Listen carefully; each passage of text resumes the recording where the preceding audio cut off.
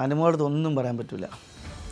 അനുമോളോട് ഒരു തമാശയോ അല്ലെങ്കിൽ വളരെ സീരിയസ് ആയിട്ടൊരു കാര്യമോ പറയോ തമാശ പറഞ്ഞാലോ അനുമോൾ പിന്നീട് എപ്പോഴെങ്കിലും അനുമോൾ അതെടുത്തിട്ട് ഇങ്ങനെ പറയും, ചേട്ടൻ അന്ന് അങ്ങനെ പറഞ്ഞില്ലേ. അപ്പം ഞാൻ ആ സമയത്ത് ഉണ്ടാവുമല്ലോ, നമ്മളൊരു ഗ്രൂപ്പിൽ നിന്ന് ഇത്രയും നാൾ ഒരു ദിവസം നിന്നിട്ട് പെട്ടെന്ന് അവരത്തൊന്നും പുറത്ത് എല്ലാവരും ഷാനവാസൊക്കെ ആണെങ്കിൽ ആരോടൊന്നും പറയാൻ പറ്റിയില്ല എനിക്ക്. പെട്ടെന്ന് ഇങ്ങനെ ഇറങ്ങിയപ്പോൾ എനിക്ക് വലിയ സങ്കടമായി. ഇപ്പം രാവിലെ മോർണിംഗ് ടാസ്കിൽ അക്ബറിനോട് ചോദിച്ചത് മറക്കാൻ പറ്റാത്ത ഒരു ഇവിടെ വന്നിട്ട് ഇത്രയും ദിവസങ്ങൾ എന്തോ മറക്കാൻ പറ്റാത്ത നിമിഷങ്ങൾ എന്തോ ചോദിച്ചപ്പോൾ പറഞ്ഞു, അപ്പാനിയുമായിട്ട് ഞാനും അപ്പാനിയും ആര്യനായിട്ടൊക്കെ ഒരുമിച്ച് കട്ടിൽ കിടക്കുമ്പോഴും പറയുന്ന കോമഡികളും ഒരു കോളേജിലെ ഹോസ്റ്റൽ ജീവിതം പോലെ തോന്നിയിട്ടുണ്ട് അപ്പാനിയുടെ തമാശ, അങ്ങനെയൊക്കെ ഒരു കാര്യം സംസാരിച്ചിട്ടുണ്ട്. അത് തന്നെ എനിക്ക് പറയാനുള്ളത് സ്ക്രിപ്റ്റഡ് ആണെന്ന് പറഞ്ഞു വലിയൊരു ആരോപണം ബിഗ് ബോസിൻ്റെ പുറത്തുണ്ടായിരുന്നു. എനിക്കൊരിക്കലും അങ്ങനെ തോന്നിയിട്ടില്ല. ബിഗ് ബോസ് ഒരിക്കലും ഒരു സ്ക്രിപ്റ്റായിട്ട് നടക്കുന്നൊരു ഷോ അല്ല. അതിനുള്ളിൽ സംഭവിക്കുന്ന സംഭവങ്ങളെ അവർ ചിലപ്പോൾ കുറേ കട്ട് ചെയ്ത് കോർത്തിണക്കി ഒരു കോൺസെപ്റ്റായിട്ട് കാണിക്കുന്നുള്ളൂ, അല്ലാതെ ഒരു സ്ക്രിപ്റ്റും അങ്ങനത്തെ കാര്യങ്ങളൊന്നും എനിക്ക് തോന്നിയിട്ടില്ല.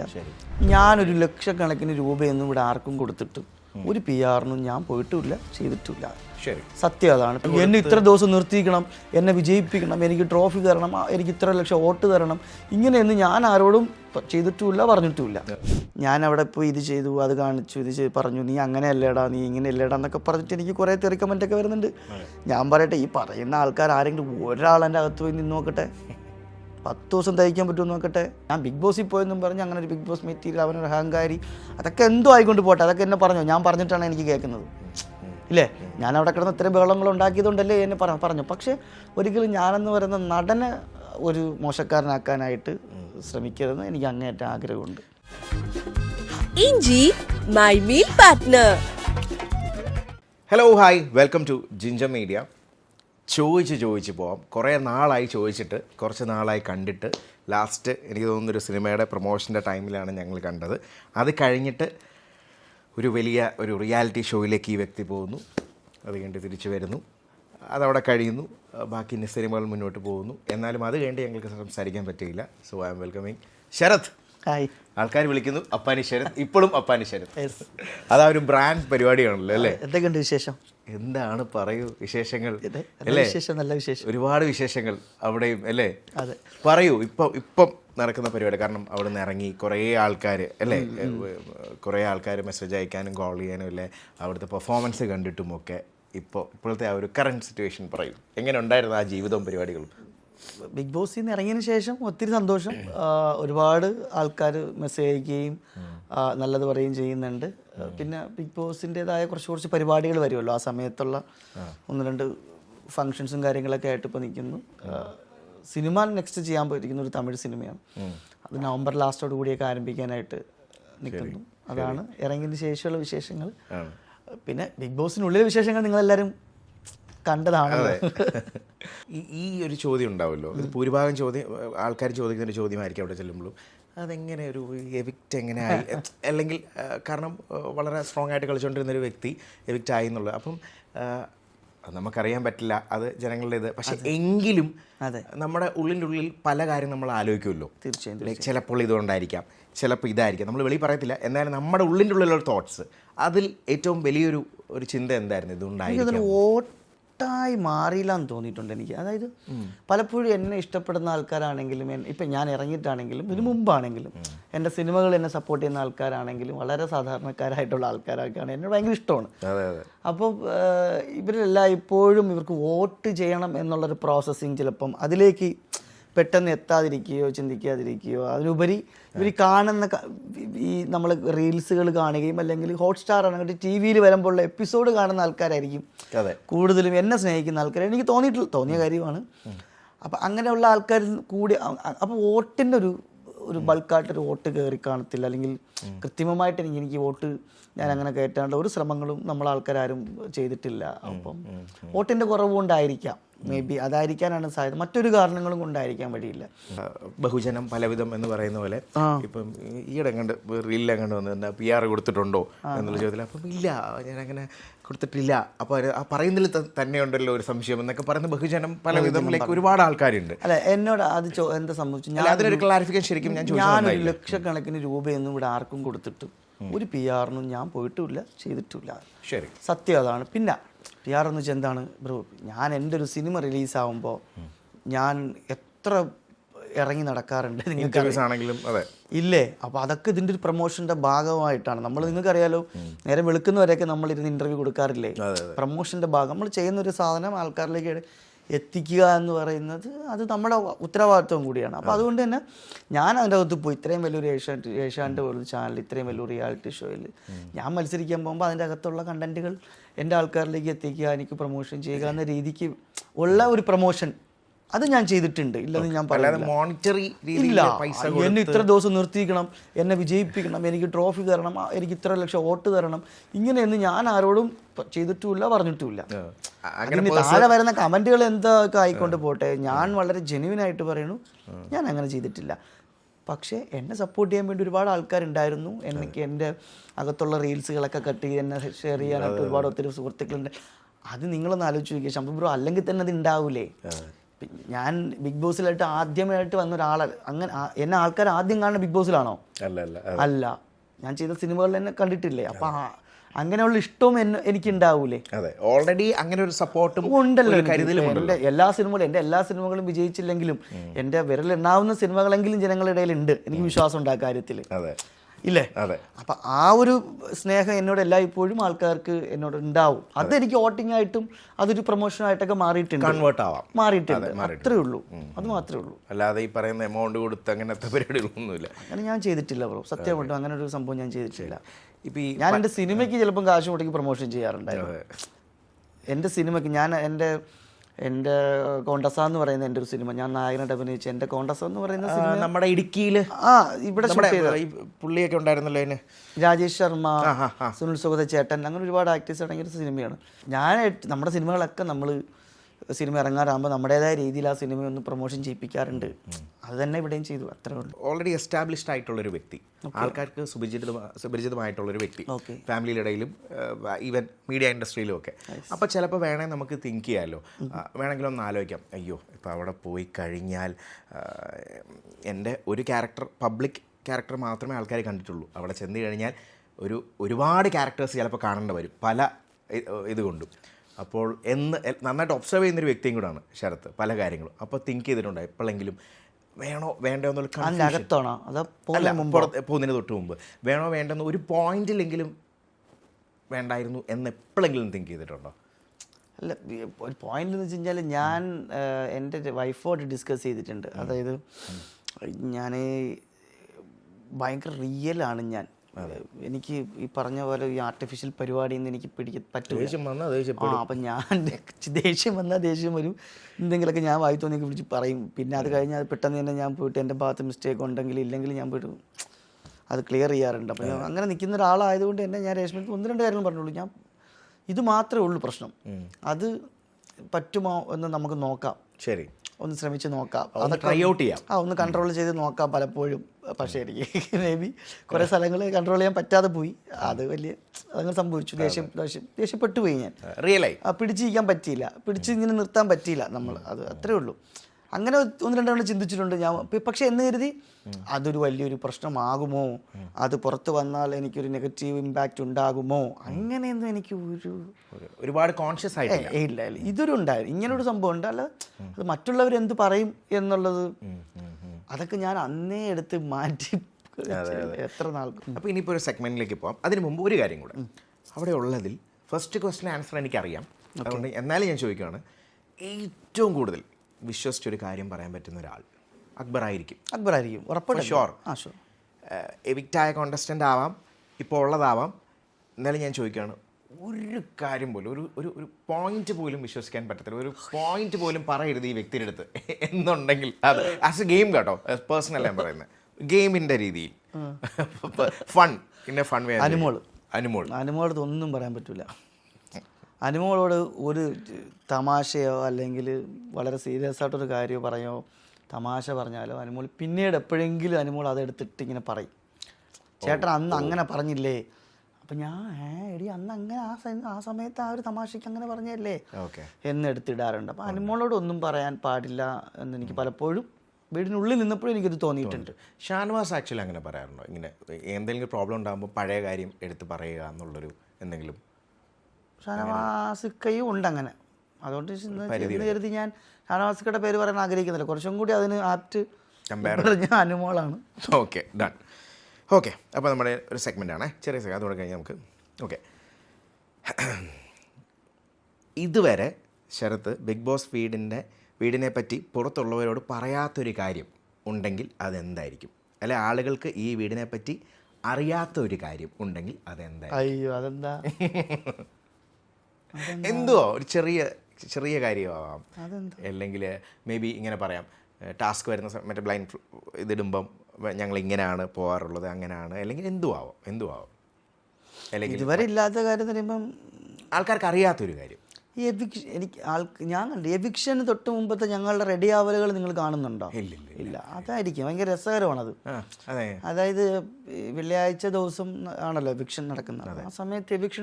ആ സമയത്ത് രാവിലെ എല്ലാവരും എഴുന്നേറ്റ് വെള്ളിയാഴ്ചയാണ് ഷൂട്ടിംഗ് അല്ലേ?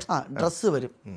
ഡ്രസ്സ് വരുമ്പോൾ ആ ഡ്രസ്സ് ഇടുക, അതിൻ്റെ ഒരു ഡ്രസ്സിങ് ചെയ്യുന്നതിൻ്റെ നമുക്ക് പ്രത്യേകിച്ച് ഒരു ഗ്രീൻ റൂം ഉണ്ട്. നിങ്ങൾ കാണിച്ചിട്ടുണ്ടോ എന്ന് എനിക്കറിയില്ല. വലിയൊരു ഗ്രീൻ റൂം ഉണ്ട്. എനിക്ക് ഭയങ്കര ഇഷ്ടമാണ് ഗ്രീൻ റൂം. ആ റൂമിൽ എല്ലാവരും നിന്ന് മേക്കപ്പ് ചെയ്യും, പരസ്പരം അങ്ങോട്ടും ഇങ്ങോട്ടും മേക്കപ്പ് ചെയ്ത് തരും. ഇപ്പം തൊട്ടുമുമ്പ് വഴക്കൊണ്ട ആളാണെങ്കിൽ പോലും അവിടെ അതൊന്നുമില്ല. അവിടെ എല്ലാവരും പരസ്പരം റെഡിയാക്കലും പരിപാടികളും. അത് വളരെ രസകരമായിട്ട് തോന്നിയ, എനിക്ക് മറക്കാൻ പറ്റാത്തൊരു ഏരിയയാണ് ആ ഏരിയ, മേക്കപ്പ് റൂം. അങ്ങനെ ഒരു പ്രോസസ് ഉണ്ട്.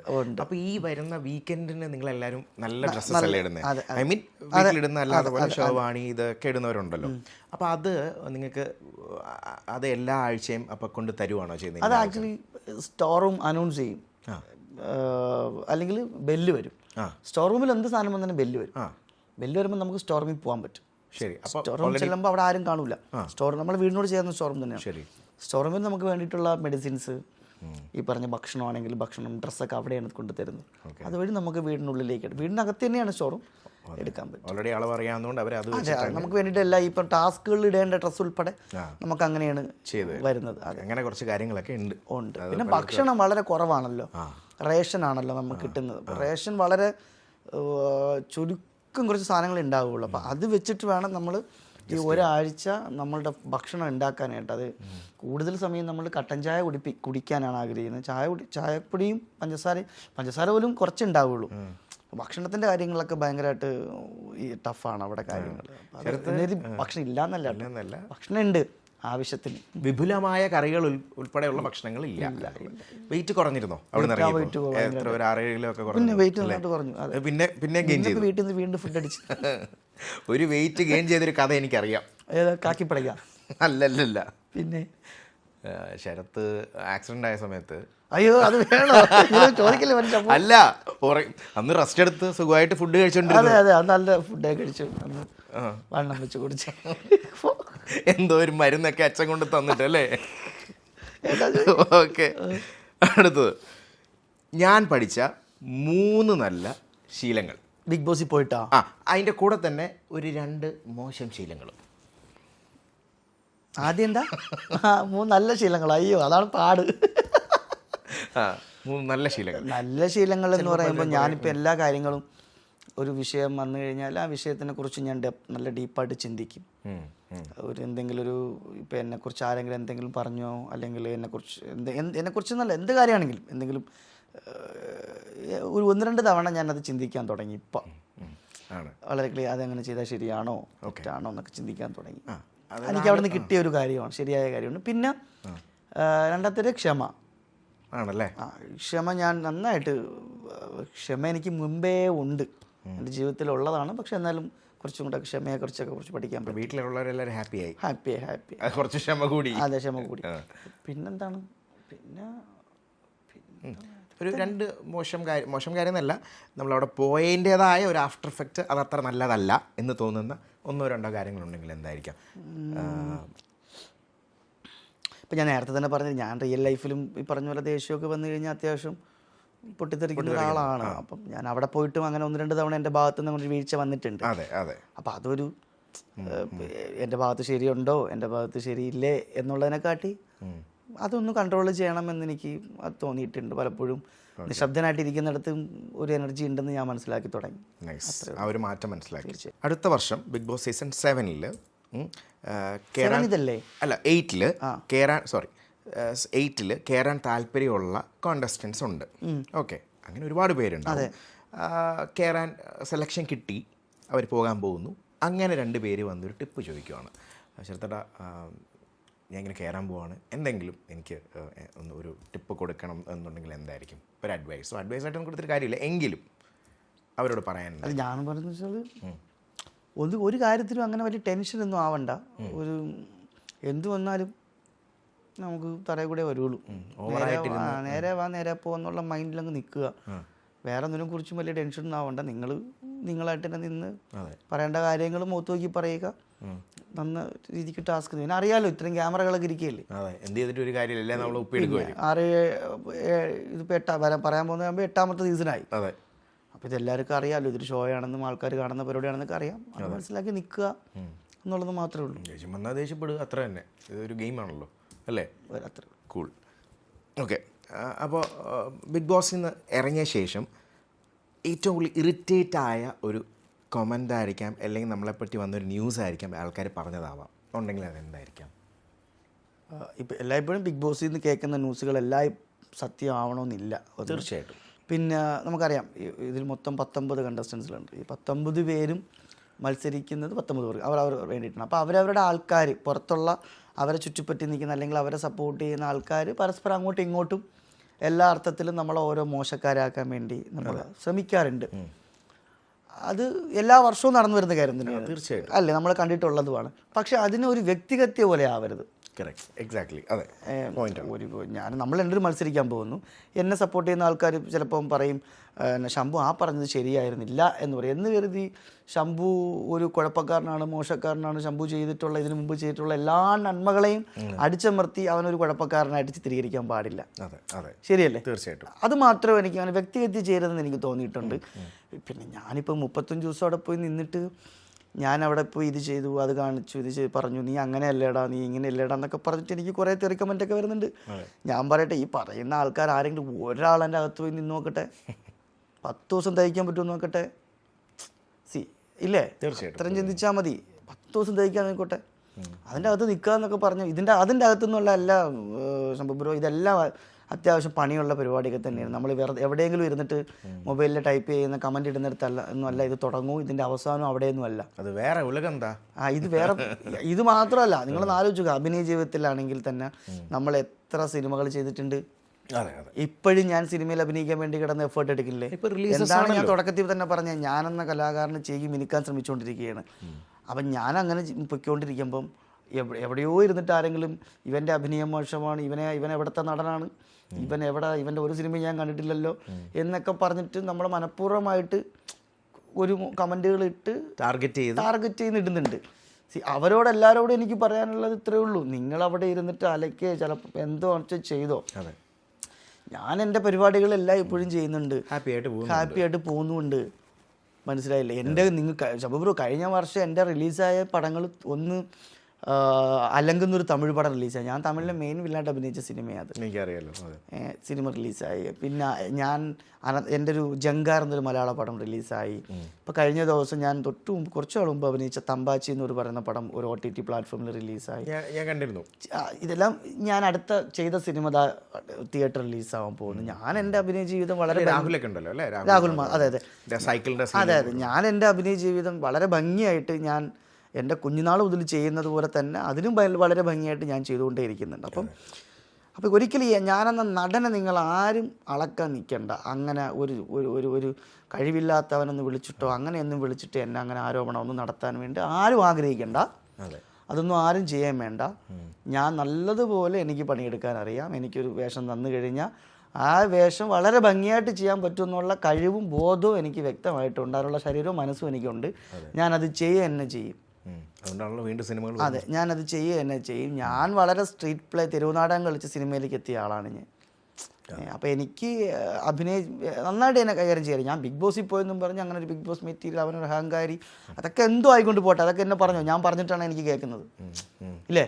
ഞാൻ അവിടെ കിടന്ന് ഇത്രയും ബഹളങ്ങൾ ഉണ്ടാക്കിയതുകൊണ്ടല്ലേ എന്നെ പറഞ്ഞു. പക്ഷേ ഒരിക്കലും ഞാനെന്ന് പറയുന്ന നടനെ ഒരു മോശക്കാരനാക്കാനായിട്ട് ശ്രമിക്കരുതെന്ന് എനിക്ക് അങ്ങേയറ്റം ആഗ്രഹമുണ്ട്. പിന്നെ പല കാര്യങ്ങളും നമ്മൾ ഇങ്ങനെ കേട്ട് വിടുക എന്നുള്ളതാണ്. പക്ഷെ ഒരു പരിധി കഴിയുമ്പോൾ നമ്മളത് നമ്മുടെ മൈൻഡിനെ ഇറിറ്റേറ്റ് ചെയ്യാന്ന് എനിക്ക് നേരെ തിരിച്ചാണ്. പക്ഷേ എനിക്ക് ഭയങ്കര വാശി കയറും.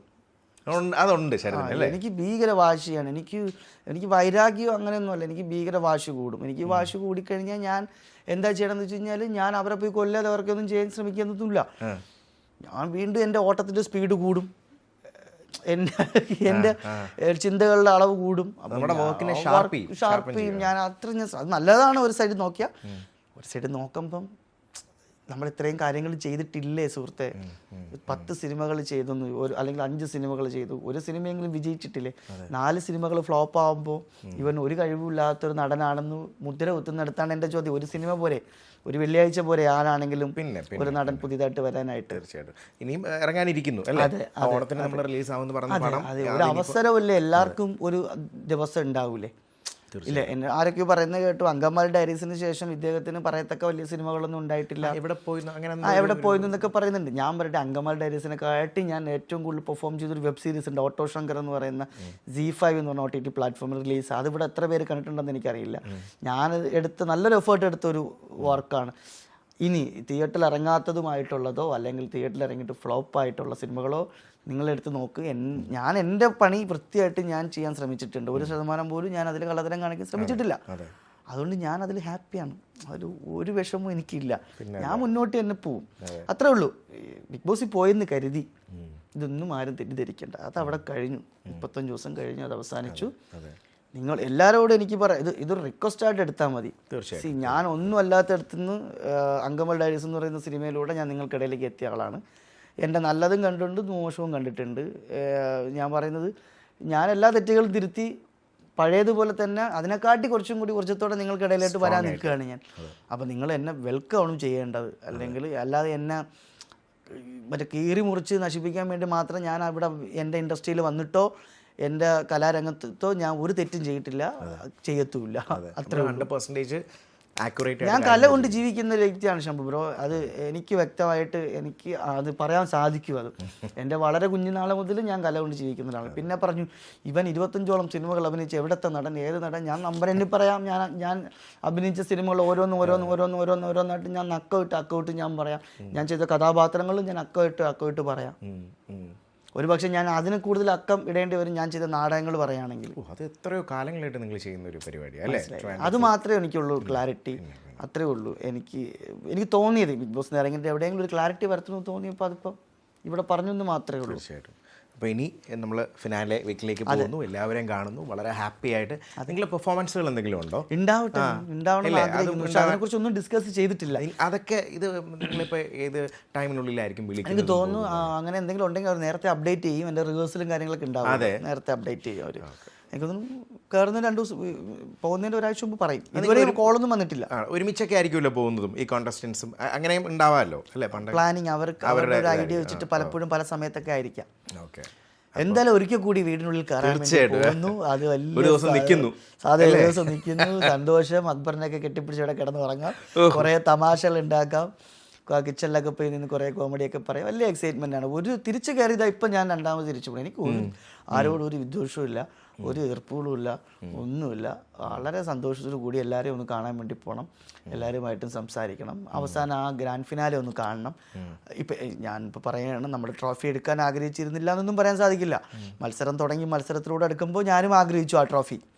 എൻ്റെ കയ്യിലും ആ ട്രോഫി ഇരുന്നാൽ കൊള്ളാമെന്ന് ഞാനും ആഗ്രഹിച്ചിട്ടുണ്ട്. അപ്പോൾ ആ ഒരു മൊമെൻറ്റ്സിൽ വേറെ ആരുടെ കയ്യിൽ ആ ട്രോഫി വരാൻ വേണ്ടി പോവുകയാണ്. അത് ആര് തന്നെ ആയാലും വെയിറ്റിംഗ് ഫോർ ദാറ്റ്. സന്തോഷമുള്ള കാര്യം. ആർക്കാണെങ്കിലും കഴിവുള്ള ആൾക്ക് കിട്ടട്ടെ. അത് ബ്ലെസ്സിങ് ഉള്ള ഒരാൾക്ക് സംഭവിച്ചു. ഈ നമ്മൾ ചിലപ്പോഴേ നമ്മളൊക്കെ കഴിഞ്ഞ സീസണിലൊക്കെ ഇരുന്ന സമയത്ത് നമ്മൾ ചിലപ്പോൾ കണ്ടിട്ടുണ്ടാവുമല്ലോ ബിഗ് ബോസ്. അപ്പോഴൊക്കെ നമുക്കുണ്ടായ എന്തെങ്കിലും തെറ്റിദ്ധാരണകൾ ബിഗ് ബോസിനെ പറ്റി മാറിയിരുന്നോ ഈ പ്രാവശ്യം കയറിയപ്പോൾ? അതായത് വെളിയിലിരുന്ന് കാണുന്ന പോലെയല്ലോ നമ്മൾ കളിക്കളത്തിൽ ഇറങ്ങുമ്പോൾ. അതുപോലെ ഇത് ഇങ്ങനെ ആയിരുന്നോ എന്നോർത്തൊരു മൊമെൻറ്റ്സ് എന്തൊക്കെയാണ് ബിഗ് ബോസിൽ ചെന്നപ്പോൾ? ഒരു തെറ്റിദ്ധാരണകൾ മാറിയതായിട്ടുള്ള എന്തെങ്കിലും ഉണ്ടോ? ആദ്യം തന്നെ എനിക്ക് പറയാനുള്ളത്, സ്ക്രിപ്റ്റഡ് ആണെന്ന് പറഞ്ഞു വലിയൊരു ആരോപണം ബിഗ് ബോസിൻ്റെ പുറത്തുണ്ടായിരുന്നു. എനിക്കൊരിക്കലും അങ്ങനെ തോന്നിയിട്ടില്ല. ബിഗ് ബോസ് ഒരിക്കലും ഒരു സ്ക്രിപ്റ്റായിട്ട് നടക്കുന്നൊരു ഷോ അല്ല. അതിനുള്ളിൽ സംഭവിക്കുന്ന സംഭവങ്ങൾ അവർ ചിലപ്പോൾ കുറേ കട്ട് ചെയ്ത് കോർത്തിണക്കി ഒരു കോൺസെപ്റ്റായിട്ട് കാണിക്കുന്നുള്ളൂ. അല്ലാതെ ഒരു സ്ക്രിപ്റ്റ് അങ്ങനത്തെ കാര്യങ്ങളൊന്നും എനിക്ക് തോന്നിയിട്ടില്ല. പിന്നെ എളുപ്പമല്ല, അത്ര എളുപ്പമല്ല. എളുപ്പമല്ല എന്ന് പറയാൻ കാര്യം എന്ന് വെച്ച് കഴിഞ്ഞാൽ നമ്മൾക്ക് അവിടെ ഭയങ്കര ജെന്യുവിനായിട്ടൊന്നും അങ്ങനെ നിൽക്കാൻ പറ്റുമെന്ന് എനിക്ക് എങ്ങനെ പറ്റാനാ? എപ്പോഴെങ്കിലൊക്കെ നമ്മൾ എന്തെങ്കിലുമൊക്കെ കള്ളത്തരങ്ങളും കാര്യങ്ങളൊക്കെ കാണിക്കേണ്ടിയൊക്കെ വരും തോന്നുന്നു. ഇപ്പം എല്ലാവരും പോയി പറയുന്നത് ഞാൻ വളരെ ജെന്യുവിനായിട്ടാണ്. ഇപ്പം ഞാൻ പറയുന്നു ഞാനായിട്ട് നിന്നു എന്ന് പറയുന്നു. ഞാൻ പലപ്പോഴും ടാസ്കുകളിൽ എൻ്റെ ടീം ജയിക്കാൻ വേണ്ടി ഞാൻ കിടന്ന് വെള്ളം ഉണ്ടാക്കിയിട്ടില്ലേ. അങ്ങനെയൊക്കെ സംഭവിക്കും. എല്ലായ്പ്പോഴും അങ്ങനെ ഒരു മുഖം മൂടി അണിഞ്ഞ് നിൽക്കണം എന്നുള്ളതുണ്ടെന്ന് തോന്നുന്നു. എനിക്ക് അറിഞ്ഞുകൂടാ. പലരും പറയുമല്ലോ ഇതിനകത്ത് അവർ ഗ്രൂപ്പ് കളിയാണ്, അവർ ടീമാണ്, അവർ ജെന്യുവിൻ അല്ല. അല്ല, അങ്ങനെ വേണമെങ്കിലും കളിക്കാമല്ലോ, ഗ്രൂപ്പ് വേണമെങ്കിൽ കളിക്കാമല്ലോ. അങ്ങനെയാണ് കളിക്കാം. അത് ഓരോ ഇഷ്ടമല്ലേ. ഗ്രൂപ്പ് ആദ്യം വിളിച്ചത് ഇപ്പം ഞങ്ങൾ രണ്ടുപേരെയാണല്ലോ. ഏതാ? എന്നെ അക്ബറിനാണല്ലോ ഗ്രൂപ്പ് എന്ന് പറയുന്നത്. അതെന്താ സംഭവം എന്ന് വെച്ച് കഴിഞ്ഞാൽ പലപ്പോഴും ഈ അക്ബർ എനിക്ക് പ്രതീക്ഷിക്കാതെ വന്നൊരു സുഹൃത്താണ്. അൺഎക്സ്പെക്റ്റഡ് ആയിട്ട്. അതെ, അക്ബർ ഞാനും ഒരിക്കലും ഇത്രയും ബോണ്ടാകുമെന്നോ അങ്ങനെ ഒരു പ്ലാനിങ്ങും ഇല്ലാതെ നമ്മൾ തുടങ്ങി. ഞാൻ പോലും അറിയാതെ അടുത്തടുത്തടുത്ത്, അവൻ പോലും അറിയാതെ അടുത്തടുത്ത് വന്ന രണ്ട് നല്ല സുഹൃത്തുക്കളാണ് ഞങ്ങൾ രണ്ടുപേരും. അതെ. അപ്പം ഞങ്ങൾ തമ്മിൽ തന്നെ പലതരത്തിലുള്ള വഴക്കുകൾ ഉണ്ടായിട്ടുണ്ട്. ഞങ്ങൾ തമ്മിൽ പറഞ്ഞിട്ടുണ്ട് ഈ പറഞ്ഞ പോലെ എവിക്ഷൻ വരുമ്പോൾ ലാസ്റ്റ് നിമിഷമൊക്കെ എവിക്ഷൻ വന്ന അക്ബറെ ഞാൻ നിന്നെ എവിക്റ്റ് ചെയ്ത് തള്ളും. അപ്പം അവനും തിരിച്ചു പറ. അതൊക്കെ അതിന് ഇന്നൊരു ഗ്രൂപ്പായിട്ടൊന്നും. പിന്നെ നിങ്ങൾ നോക്കിയാൽ മനസ്സിലാവൂലേ, മിക്ക ടാസ്കുകളും ഗ്രൂപ്പ് ടാസ്കുകളാണ്. അവസാന നിമിഷങ്ങളൊക്കെയാണ് ഒരു ഇൻഡിവിജ്വൽ ടാസ്ക് ഒക്കെ വരണേ, ക്യാപ്റ്റൻസി ഒക്കെ വരുമ്പോഴാണ്. അല്ല ബാക്കിയെല്ലാം ഗ്രൂപ്പാണ്. അപ്പം ഗ്രൂപ്പ് എന്നൊക്കെ ചുമ്മാ എന്തെങ്കിലും വിളിക്കണ്ടേ? തീർച്ചയായിട്ടും വിളിക്കണ്ടേ. ഇനിയിപ്പോൾ നെക്സ്റ്റ് എനിക്ക് തോന്നുന്നു ആ സമയത്ത് ബിഗ് ബോസിൽ കയറിയ ടൈമിൽ ശരത്ത് ഓർത്തിരുന്നില്ലേ, ഓണത്തിൻ്റെ ടൈമിൽ ആയിരിക്കും മൂവി റിലീസെന്ന് ഓർത്തിരുന്നില്ലേ? എനിക്ക് തോന്നുന്നു എൻ്റെ ആ സിനിമ ഓണത്തിനാണ് റിലീസ് എന്നാണ് ഞാൻ അറിഞ്ഞ്. ആ സിനിമയെ പറ്റി പറയുകയും ചെയ്തു. അതെ, എനിക്ക് അകത്തായിരുന്നപ്പോൾ എൻ്റെ സിനിമ റിലീസായി കാണുമോ, എനിക്ക് ഡേറ്റ് റിലീസായി കാണുമോ അറിയില്ല. അങ്ങനെ ഒരു അനന്തൻ ഗാർഡിനെ കുറിച്ച് അടുത്തിറങ്ങാൻ പോകുന്ന സിനിമ അനന്തൻ ഗാർഡാണ്. അതിനെ പറ്റിയും കൂടെ നമുക്ക് അറിയാം. അടുത്തിറങ്ങാൻ പോകുന്നത് അനന്തൻ ഗാർഡാണ്. Ananthan guard Tiyaan movie direct ചെയ്ത GN കൃഷ്ണകുമാർ സാറിൻ്റെ പടം. മുരളി ഗോപിച്ചേട്ടനാണ് സ്റ്റോറിയും സ്ക്രീൻ പ്ലേയും. ആര്യ, ദേവ് മോഹൻ, ഇന്ദ്രൻ സേട്ടൻ, പിന്നെ മുരളി ഗോപി ചേട്ടൻ, ഞാൻ, പിന്നെ നിഖില, വിജയരാഘവൻ ചേട്ടൻ, അങ്ങനെ കുറേ ആക്ടേഴ്സ് ഉണ്ട്. ശാന്തി, കുറേ ആക്ടേഴ്സ് ഉണ്ട്. വലിയ സിനിമയാണ്. ആ സിനിമയിൽ വളരെ സ്ട്രോങ് ആയിട്ടുള്ളൊരു നല്ലൊരു ക്യാരക്ടർ ചെയ്തിട്ടുണ്ട്. അപ്പോൾ അത് എൻ്റെ നല്ലൊരു സിനിമയായിരിക്കും. ഞാൻ അഭിനയിച്ച നല്ലൊരു ക്യാരക്ടറായിരിക്കും, എല്ലാവർക്കും ഇഷ്ടപ്പെടും. ആ സിനിമ എനിക്ക് വലിയൊരു ഹോപ്പുള്ളൊരു സിനിമയാണ്. അപ്പം അതിനെക്കുറിച്ച് ഞാൻ അവിടെ സംസാരിച്ചിട്ടുണ്ട്. അയ്യോ കാണാൻ പറ്റൂല ഈശ്വര, ഞാൻ ഇതിൻ്റെ അകത്താണല്ലോ, പുറത്തായി, ഇപ്പം റിലീസായി കാണൂ. എനിക്കറിയാലോ നമ്മൾ സിനിമ റിലീസാണ് ദിവസം നമ്മളെ നെഞ്ചിടിപ്പ് എത്രത്തോളം ഉണ്ടെന്ന് നിങ്ങൾക്ക് അറിയാൻ പറ്റുമല്ലോ. അത് മാത്രമല്ല റിലീസിൻ്റെ ടൈമാണ്, പ്രൊമോഷന് പോകാനും പറ്റിയിട്ടില്ല. എവിക്റ്റായി റൂമിൽ വന്നിരുന്നപ്പോൾ ഫോണൊന്നും ഇല്ലല്ലോ. അപ്പോൾ ഓർത്തില്ലേ അയ്യോ ഇതിനിപ്പോൾ ഇറങ്ങിയോ എന്തായിരിക്കും അവസ്ഥ? ഞാൻ എവിക്റ്റായി വന്നതിന് ശേഷം ഞാനിങ്ങനെ കാരവനിലൊക്കെ ഇരുന്നിട്ട് റൂമിലെത്തിയപ്പോൾ ഞാൻ ആലോചിച്ചു, മൊബൈൽ കിട്ടുന്നതിന് മുമ്പ് ഞാൻ ആലോചിച്ചു സിനിമ ഇറങ്ങി കാണൂ, അല്ലെങ്കിൽ അറിയാനും പറ്റില്ലല്ലോ ഇറങ്ങിയാലും ഇല്ലെങ്കിലും. ആണ്. ഇനി ഞാൻ കുറച്ച് കാര്യം ചോദിച്ചോട്ടെ. അതായത് ആൾക്കാർക്ക് അറിയാൻ ചിലപ്പോൾ ഇൻട്രസ്റ്റ് ഉള്ള കാര്യങ്ങളായിരിക്കാം. ഒന്ന്, നിങ്ങളവിടെ എവിക്റ്റ് ആയി കഴിഞ്ഞിട്ട് എങ്ങനെയാണ് അവിടെ നിന്ന് ഇറങ്ങുമ്പോൾ ആൾക്കാർ വരുന്നു, കണ്ടു കിട്ടുന്നു, അതെങ്ങനെ അതിൻ്റെ ഒരു പ്രോസസ്സ്? പിന്നെ നിങ്ങളെ ഹോട്ടലിലേക്ക് കൊണ്ടുപോവാണ്. എൻ്റെ നടന്ന സംഭവം പറയാം ഞാൻ, മറ്റുള്ളവരെ എനിക്ക് അറിഞ്ഞുകൂടാ. എൻ്റെ കോമഡി എന്താണെന്ന് വെച്ച് കഴിഞ്ഞാൽ ഞാൻ പുലിക്കളി കളിച്ച് മുടി കെട്ടുന്നു. അപ്പോൾ ആദ്യം ഒന്ന് ഒനിലിനെ കൊണ്ടുപോകുന്നു. അപ്പം ഞാൻ അയ്യോ ആശ്വാസമായിട്ട് അപ്പോൾ വീണ്ടും രണ്ടാമത് വന്നിട്ട് അബിയെ കൊണ്ടുപോകുന്നു, അല്ല ബിന്നിയെ കൊണ്ടുപോകുന്നു. മൂന്നാമത് വന്നിട്ട് എൻ്റെ കൈ പിടിച്ചപ്പോഴത്തേക്ക് എനിക്ക് അയ്യോ ദൈവമേ, ഡോറും പെട്ടെന്ന് ഓപ്പൺ ആയപ്പോൾ എനിക്ക് ഓർത്തിരുന്നില്ല. ഇല്ല ഡോറും പെട്ടെന്ന് ഓപ്പൺ ആയപ്പോൾ എനിക്ക് തിരിഞ്ഞു നോക്കണമെന്നുണ്ട്, ഇവരെല്ലാവരെയും ഒന്നും കൂടി കാണണമെന്നുണ്ട്, വീടൊന്ന് കാണണമെന്നുണ്ട്, തിരിഞ്ഞു നോക്കണമെന്ന്. പക്ഷേ തിരിഞ്ഞു നോക്കാൻ പറ്റില്ല. ഞാൻ കളിച്ച് ജസ്റ്റ് വാതിൻ്റെ അവിടെ എത്തിയിട്ട് ഒരു നോട്ടം നോക്കി കൈ ഇങ്ങനെ കാണിച്ച് ഇതങ്ങ് അടഞ്ഞു. അപ്പം എന്നിട്ട് എനിക്ക് ഭയങ്കരമായിട്ട് വിഷമമായി. എനിക്ക് പെട്ടെന്ന് അങ്ങനെ ഔട്ടായപ്പോൾ എനിക്ക് അയ്യോ ഭയങ്കര സങ്കടമായി എനിക്ക്. അപ്പം ഞാനത് മാസ്ക് വെച്ചതുകൊണ്ട് എന്നെ പലപ്പോഴും ഞാൻ പോയപ്പോൾ എൻ്റെ എക്സ്പ്രഷൻ ഒന്നും ആരും കണ്ടില്ല. പുറത്തിറങ്ങിയിട്ട് ഞാൻ ഈ മാസ്ക് ഊരിയിട്ട് കുറച്ച് നേരം മനസ്സ് വിഷമിച്ച് ഇങ്ങനെ കരഞ്ഞു. അതിൻ്റെ വെളിയിൽ അപ്പോൾ അത് ആർക്കും കാണാൻ പറ്റില്ല. ആ സമയത്ത് കരഞ്ഞു. അപ്പോൾ എൻ്റെ അടുത്ത് ഈ തോക്കും കൊണ്ടുവന്ന പുള്ളി വന്നിട്ട് സോറി ചേട്ടാ എന്നൊക്കെ പറഞ്ഞപ്പോൾ ഞാൻ അവൻ്റെ അടുത്തൊക്കെ ചൂടായി. പോടാ അവിടെ തോക്ക് എന്തൊക്കെ പറഞ്ഞിട്ട് ഞാൻ അവിടെ നിന്ന് പിന്നെ അവിടെ നിന്ന് അവർ ക്രൂ വന്നിട്ട് കാറിൽ കയറി കുറച്ച്. അപ്പോൾ അത് പുള്ളി എന്ത് പറഞ്ഞു? അയ്യോ ചേട്ടാ ഞാൻ പറഞ്ഞതല്ലേ ചെയ്തത്. അത് തമാശക്ക്.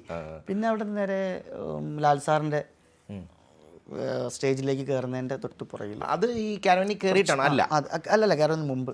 ഓക്കെ, കയറുന്നതിന് മുമ്പ് ലാൽ സാറിന് സ്റ്റേജിൽ കയറി ബാക്കിലെത്തും. അപ്പോൾ നമ്മളൊന്ന് ജസ്റ്റ് ഒന്ന് അവർ ടച്ചപ്പ് ചെയ്യാനൊക്കെ വരും.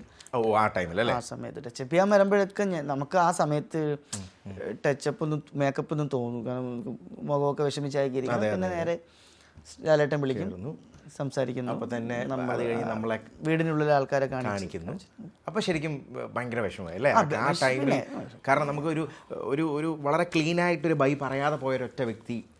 എനിക്ക് ഭയങ്കര സങ്കടമായി. ഞാൻ എവിക്റ്റ് ആയപ്പോൾ എനിക്ക് നല്ല വിഷമം ഉണ്ടായിരുന്നു. കാര്യം ഞാൻ ഇപ്പം എന്തൊക്കെ ഒരുപാട് ആരോപണങ്ങൾ ഉണ്ടായിട്ടുണ്ട്, കുറേ അധികം പ്രശ്നങ്ങൾ ഉണ്ടായിട്ടുണ്ട്. ഞാൻ എന്തൊക്കെയോ ഞാനും ദേഷ്യം വന്നപ്പോൾ എന്തെങ്കിലുമൊക്കെ പറഞ്ഞിട്ടുണ്ടെങ്കിൽ കൂടി അതൊക്കെ ഗെയിമിൻ്റെ ഭാഗമാണ്. പക്ഷെ ഞാൻ ഇറങ്ങിയപ്പോൾ എനിക്ക് കുറച്ചും കൂടി എല്ലാവരുമായിട്ടൊക്കെ ഒന്ന് മിങ്കിൾ ചെയ്തിട്ടൊക്കെ ഇറങ്ങണമെന്നൊക്കെ എനിക്ക് തോന്നി. പെട്ടെന്ന് ക്ലീൻ ബൈ പറയാമായിരുന്നു, എനിക്ക് പറ്റിയില്ല. അതിൻ്റെ ഒരു സങ്കടം എനിക്കുണ്ടായിരുന്നു. പക്ഷെ അത് മാറി. ആ സമയത്ത് ഉണ്ടാവുമല്ലോ. നമ്മളൊരു ഗ്രൂപ്പിൽ നിന്ന് ഇത്രയും നാൾ ഒരു ദിവസം നിന്നിട്ട് പെട്ടെന്ന് അവരത്തൊന്നും പുറത്ത് എല്ലാവരും ഷാനവാസൊക്കെ ആണെങ്കിൽ ആരോടൊന്നും പറയാൻ പറ്റിയില്ല.